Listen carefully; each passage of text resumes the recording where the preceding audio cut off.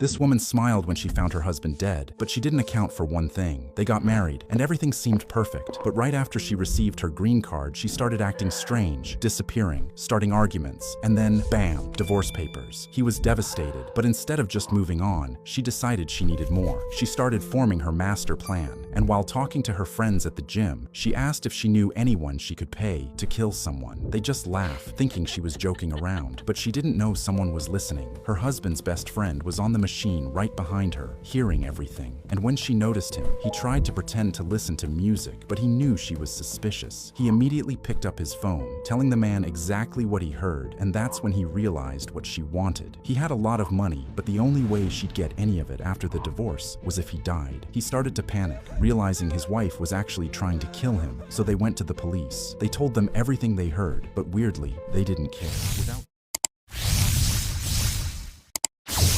proof, they couldn't do anything to her. He was terrified, constantly checking over his shoulder, knowing any move could be his last. But if he didn't prove it, he wouldn't have long. He went home that night, terrified of what his wife might do, but she pretended everything was normal. But as she started making phone calls, she didn't know he was listening. She got a call from his best friend, and as they talked, he couldn't believe it. He was helping her find a hitman to take him out, and told her he knew somebody. She was excited, thinking about all the money she'd get after he died, and met up with him the following night. She promised to give him some of the money, but she only had one more day until the divorce was finalized. He had to do it that day. So as she watched him leave the house for the final time, she was anxious. She finally got another call, but when she met up with him, she noticed the hitman looked nervous. She started to notice something was wrong, but when he pulled out a folder, his hands were shaking. And when he showed her the photos, she realized her husband was dead. She was overjoyed, completely forgetting about how strange he was acting, and slept like a baby. She was already spending the money in her head, but when the police showed up to question her, she knew she could cry on demand.